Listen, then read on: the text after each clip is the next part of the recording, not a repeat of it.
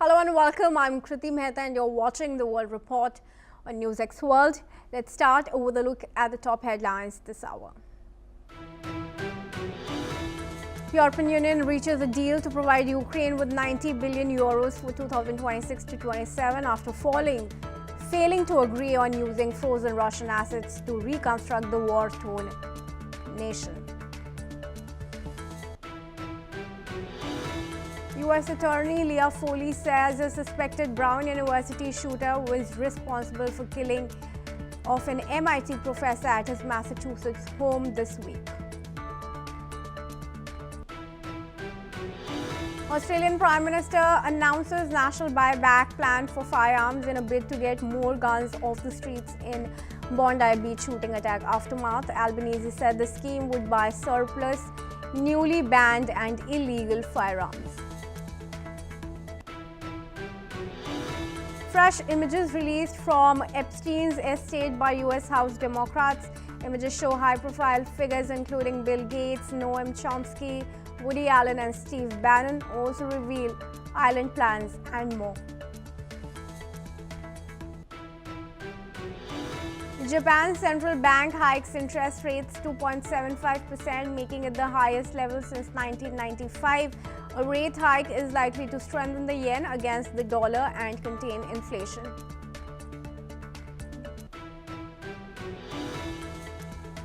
U.S. military strikes 2 more alleged drug trafficking boats in Eastern Pacific Ocean, killing 5 people. At least 104 have been killed in U.S. strikes on alleged drug boats so far. This, in fact, is the third attack this week. TikTok signs deal to sell its U.S. assets to a group of American investors. ByteDance signed deals with Oracle, Silver Lake, MGX to form New TikTok. Former NASCAR driver Greg Biffle family among 7 killed in plane crash in North Carolina. The business jet went down moments after taking off from the airport.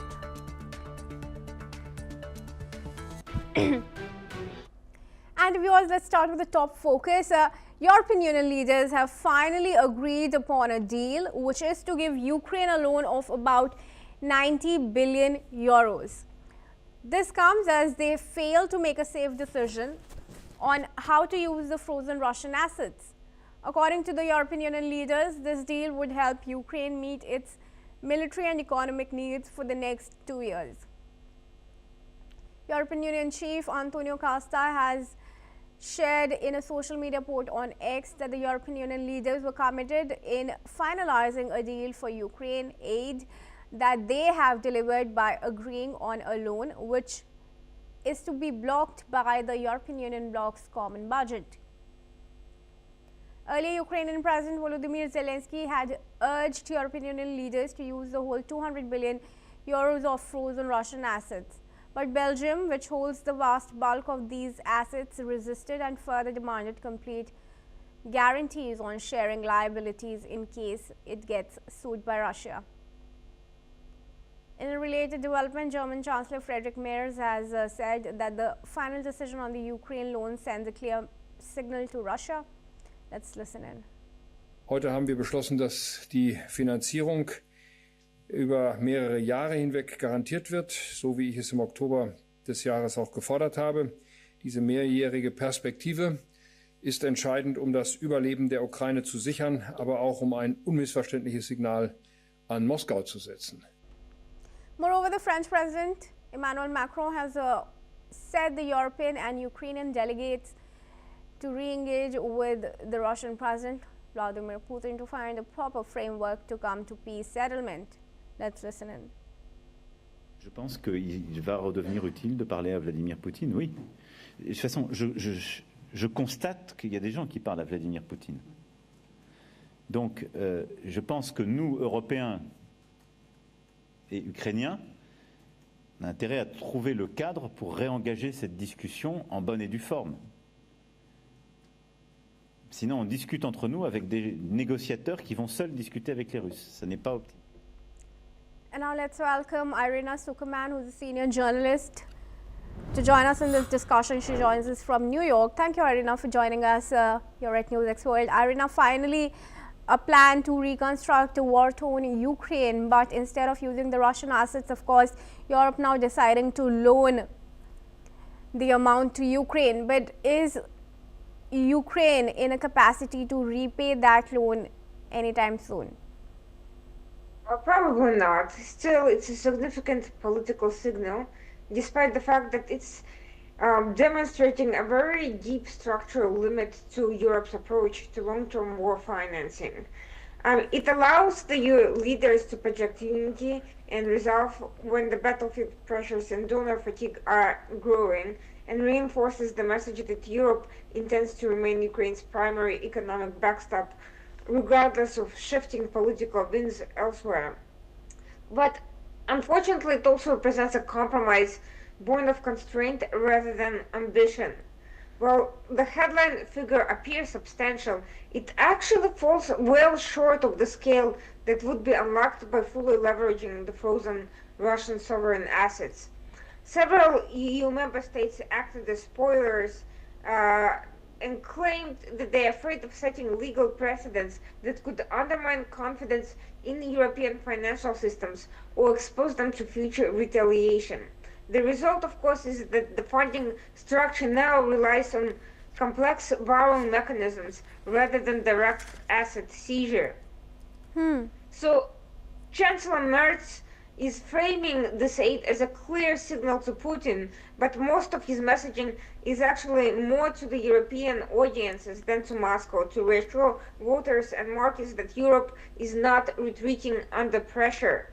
But the inability to agree on using frozen Russian assets actually highlights some of the fractures between the countries inside the EU, and the fact that they're still prioritizing legal caution, and while others are favoring bolder political action, creates, a different sort of message from Moscow. Now, Ukraine is not likely to repay that loan anytime soon, and that actually creates another fissure point, precisely because removing Russian frozen assets would make the support for Ukraine easier to sell at home for Europeans.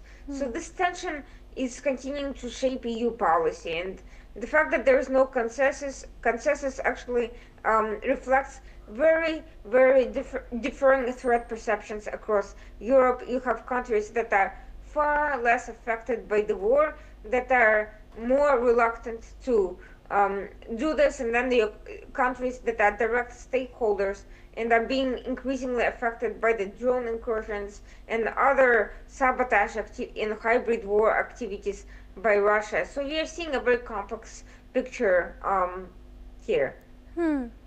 And how will Zelensky, in your opinion, react to this loan? Do you think he'll readily accept it or put forward his concessions and, his apprehensions? I will be grateful for any help and support. I do think he will be disappointed that there are countries that still have not understood the need to prioritize direct and quick assistance over at this time.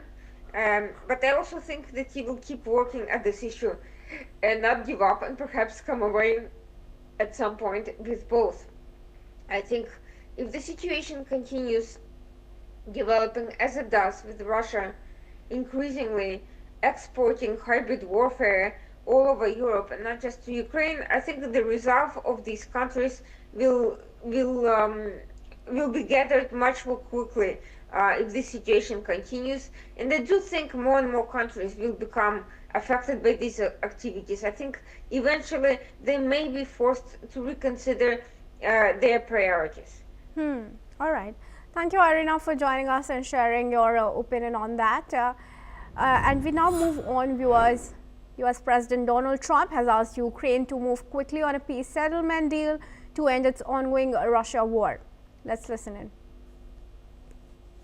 Close to something, but I hope Ukraine moves quickly. I hope Ukraine moves quickly because Russia's there. And, every time they take too much time, then Russia changes their mind. 27,000 soldiers were killed last month.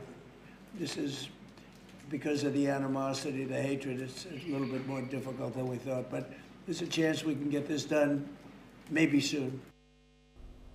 Fresh set of talks are expected to begin in Miami this weekend, according to a White House official. U.S. Special Envoy Steve Witkoff and Trump's son-in-law Jared Kushner are to meet Ukraine's top negotiator Rustem Umerov in Florida this weekend. Despite the consistent push for peace negotiations, aggression on the war fronts has seen no sign of stopping. Yesterday, Russian strikes near Ukraine's Black Sea port of the Odessa region reportedly killed a woman in her car. Moreover, officials report that a city district also came under attack and suffered power and utility cuts. And now I request Irina to join us back into the discussion here. Irina, Trump has urged Ukraine to move quickly on the peace settlement. What do you think remain some of the key sticking points even now? The biggest issue here is that Russia is refusing to negotiate a ceasefire. It demands 100% concessions from Ukraine in exchange for complete cessation of the war without resolving any of the underlying issues except as a concession from Ukraine. Serious negotiations don't work that way, especially since Russia does not have overwhelming control over Ukrainian territory. In fact, it's in a worse position now than it was at the start of the war.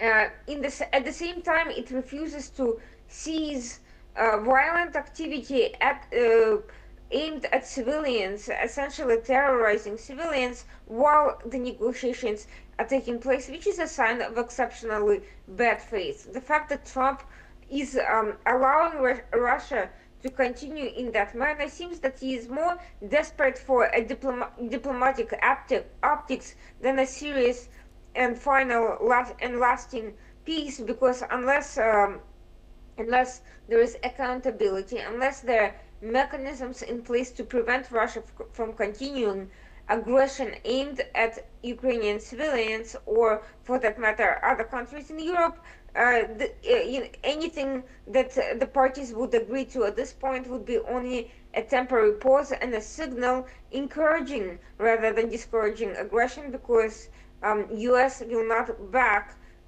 the parties that were wronged. It will continue to side with aggressors and demand quick peace and a rush to sign off on agreements that are not necessarily worth the paper they're printed on.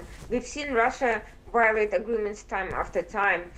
Ukraine's been willing to make significant concessions, including giving up its claims to NATO in exchange for serious security guarantees. Russia has not conceded anything. In fact, it has made disproportionate demands. So the sticking points now is that the two parties are really in two polar opposite mindsets and positions. And when the vision of the conflict resolution is so different, even between US and Russia, much less Ukraine and Russia, I don't really see how a quick peace could be achieved, and how a peace under these circumstances could last without a victory against Russian aggression. All right, thank you for your opinion there, Irina, and for speaking to us. With that, viewers, let's now move on. Now, US President Donald Trump's Special Envoy Steve Witkoff is moving to push the fragile Gaza ceasefire into its next phase. Witkoff will host senior officials from Qatar, Egypt and Turkey in Miami for high-level talks aimed at reviving stalled negotiations. US officials say the meeting will focus on implementing phase 2 of the ceasefire between Israel and Hamas. The US brokered truce, which took effect on October 10, paused more than 2 years of war. In the first phase, Hamas released hostages while Israel freed Palestinian prisoners and increased humanitarian aid to Gaza. That progress has since slowed, with both sides accusing each other of violations. Phase 2 calls for an international security force, a technocratic governing body for Gaza, further Israeli troop withdrawals, and the disarmament of Hamas. none of those mechanisms are yet in place, and Israel has raised objections to some participants. US President Donald Trump has also indicated that he may meet Israeli Prime Minister Benjamin Netanyahu in Florida next week. Let's listen in. Yeah, he would like to see me. We haven't set it up formally, but he'd like to see me. We've had great success. Peace in the Middle East, aside from everything else. We now have peace in the Middle East. Yeah, he'll probably come to see me. Yossi Kapurwasa, who's an Israeli intelligence and security expert, now joins us live from Tel Aviv. Thank you, Mr. Kapurwasa, for speaking to us here at NewsX World. Mr. Kapurwasa, now how is this ceasefire plan expected to proceed to the second phase when there have already been violations in the first one? Well, thank you for having me, and you're asking a very good question. There's a problem with the way this ceasefire and this entire plan is being implemented. First of all, Hamas has not returned all the bodies of the hostages that were held by this terror group, and we have to take care about that. We still miss one body, and this is a prerequisite for moving forward. Secondly, Hamas openly refuses to accept the idea that they have to disarm. Yeah. And this phase 2 cannot be implemented without the disarmament of Hamas. Yes. So that's a major hurdle that has to be overcome, and we don't see this happening. Unfortunately, it seems that the American administration wants to move forward, ignoring the fact that there are those problems. And that's the reason why Prime Minister Netanyahu is going to meet President Trump. He wants to make sure that the American administration does not ignore the fact that we have some problems. And like you said, there's a question of one hostage's body still with Hamas. But do you think Hamas is going to disarm without it getting some kind of security guarantees?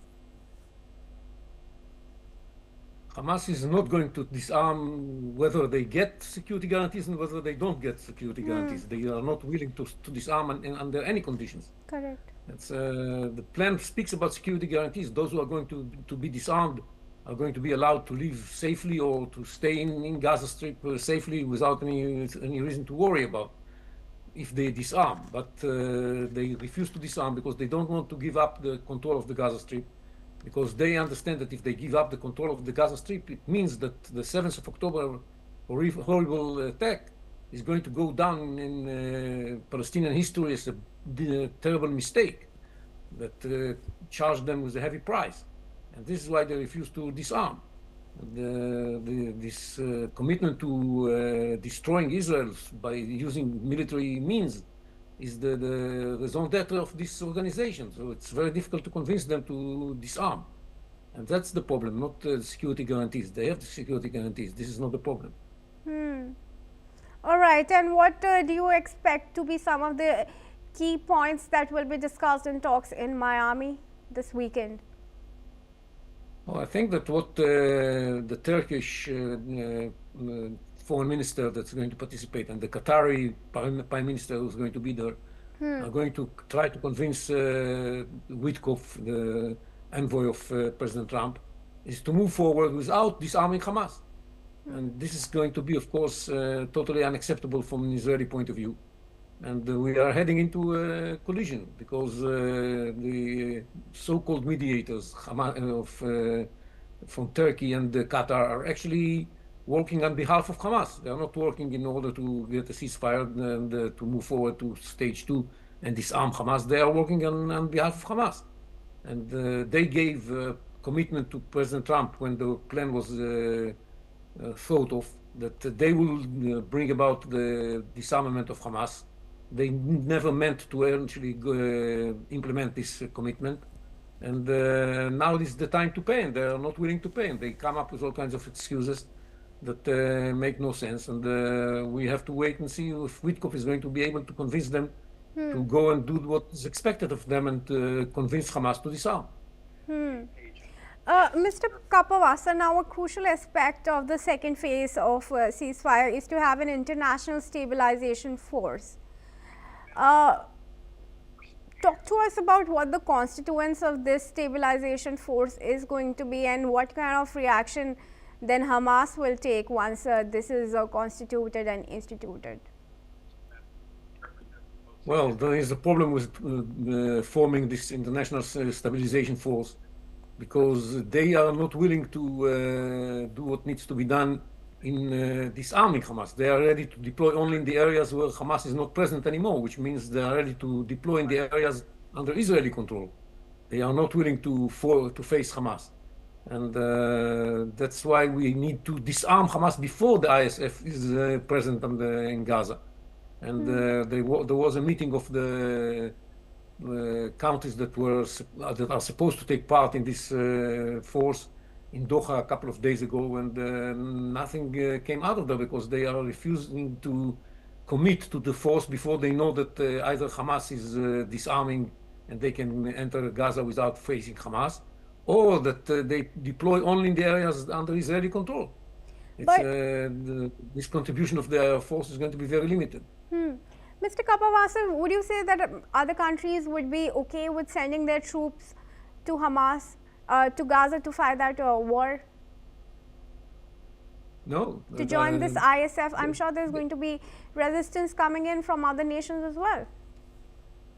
Yeah, there are 45 countries that took part in the negotiations in Doha, but none of them is ready to dispatch their forces before Hamas is disarmed, yeah. and none of them is ready to disarm Hamas. They are not willing to confront Hamas. So they say we are ready to give all kinds of contributions, whether it is soldiers, training, financing, whatever, only once Hamas is out of power or in the areas where Hamas is not in power. And this means that the stabilization force is not going to be peace enforcing force, but a peacekeeping force. And so for that, there got to be peace before they come to keep it. And there's not going to be peace unless Hamas disarms. And Hamas refuses to disarm. So this we are caught in a vicious circle that prevents any movement with the plan. All right, thank you very much for now, Mr. Kapawasa, for joining us in this discussion. And with that, viewers, we're going to proceed in the bulletin. We're getting some breaking updates. Billionaire Microsoft co-founder Bill Gates is facing renewed scrutiny over his past association with convicted sex offender Jeffrey Epstein following the release of the new photographs by US lawmakers. Democrats on the House Oversight and Government Reform Committee made the images public as part of a broader review of documents from Epstein's estate. The photos show Gates in Epstein's social circle, including one image where he stands beside British Prince Andrew, who has faced criticism for his ties to Epstein but denies wrongdoing. Another image places Gates next to a man believed to be one of Epstein's longtime pilots. Epstein himself does not appear in the released photos. Gates has previously acknowledged meeting Epstein several times, saying he hoped Epstein would help attract donors for global health causes. Gates later called those meetings a mistake. His former wife, Melinda French Gates, has also said that she strongly opposed the relationship and described Epstein as deeply disturbing, adding that it contributed to their divorce.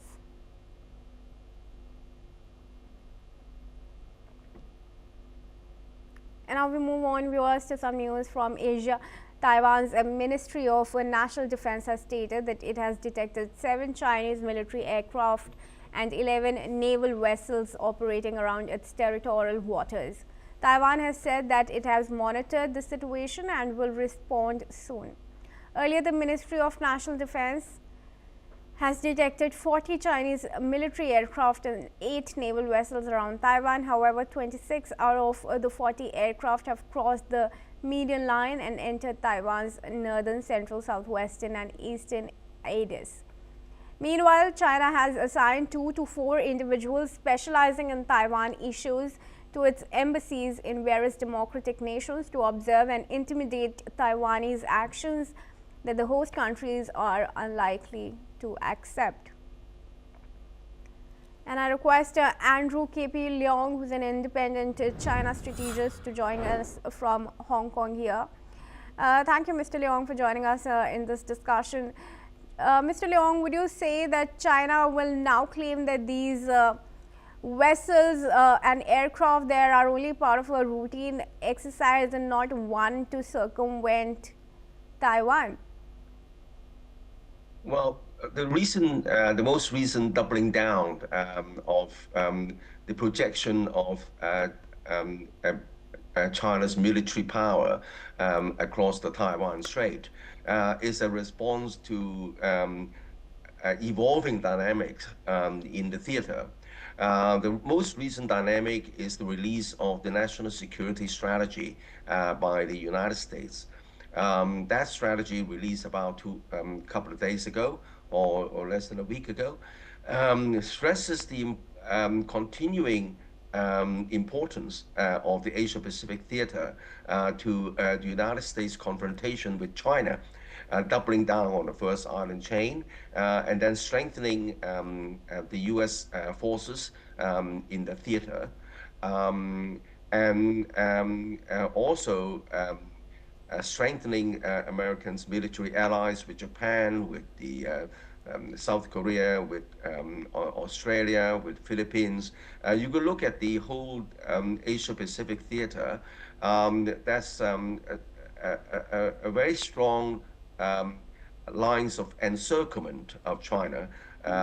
Not least, of course, there's the first island chain center in Okinawa, the second island chain center in Guam. So that's the first response. Beijing is doubling down on showing its military muscle in the very theater that threatens its own territorial integrity and also economic safety, because China depends on the Asia-Pacific for the importation of oil, energy, and trade. The second dynamic that is changing is, of course, Japan's recent provocative statement on Taiwan, saying that any kind of Taiwan military conflict would be regarded as Japan's existential threat, and compelling Japan to respond militarily. Now that signals a revival of Japan's militarism. Despite the Japanese Constitution, which was enacted immediately after Japan's surrender during the Second World War, and that, of course, complicates Beijing's unification project. The unification project is still based on peaceful unification, but is to be achieved through three separate trends. The first is, of course, military deterrence, as I've explained. As the second is economic and diplomatic isolation of Taiwan. Very few, less and less countries recognize Taiwan, and Taiwan's economy still depends on China to a very large extent. The third is through peaceful people-to-people exchanges. The two peoples keep on visiting one another, and business opportunities are being created on the mainland to attract Taiwanese investors and the Taiwanese people. As the two peoples continue to interact, the realization that although the two systems are different, that's not the end of the world. That's why at the latest public opinion survey in Taiwan, which was conducted less than a month ago, asking the Taiwanese people that if push comes to shove, are they prepared to take up arms to defend Taiwan? Now, 52% of the Taiwanese people do not, repeat, not want to defend Taiwan. So this shows that the momentums are being created towards a peaceful negotiation on a model maybe more generous compared with Hong Kong and Macau, even more generous compared with Hong Kong and Macau. But of course, the revival of Japanese militarism and the United States' recent release of the national security strategy as putting spanner in the works. And that's how China is responding with a further show of its military muscle. All right, all right. Well, unfortunately, that's all the time that I have in this discussion. But thank you, Mr. Leong, for joining us. And moving on, viewers, 7 people have been killed in a plane crash at a regional airport in the U.S. state of North Carolina, including former NASCAR driver Greg Biffle, and members of his family. The crash occurred when a Cessna C-550 corporate jet went down while landing at Statesville Regional Airport. Authorities said the aircraft was engulfed in flames when emergency crews arrived. NASCAR confirmed that Biffle was killed along with his wife, daughter, son, and 3 others. Tributes have since poured in from across the motorsport world and beyond. Biffle was also remembered for his humanitarian efforts, including helping rescue residents after Hurricane Helene last year. The aircraft, owned by a private company linked to Biffle, had taken off just minutes earlier. The cause of the crash is under investigation by the National Transportation Safety Board, and the airport remains closed until further notice. Now moving on, viewers, attention has turned to the skies as the interstellar comet 31 Atlas prepares for its closest approach to Earth. The rare visitor from beyond the solar system is set to make its nearest flyby today, passing at a safe distance of around 168 million miles from the planet. Scientists have confirmed there is no threat to Earth, but the event is being closely watched worldwide because 31 Atlas is the only third known interstellar object ever observed entering our solar system. The comet is traveling at extraordinary speed and is now on its outbound journey, eventually set to leave the solar system forever. Researchers say the flyby offers a unique opportunity to study material formed around another star system. Live online observations have been planned, though weather conditions may affect viewing. Once the comet passes, it will not return, making this a once-in-a-lifetime moment for astronomers and space enthusiasts.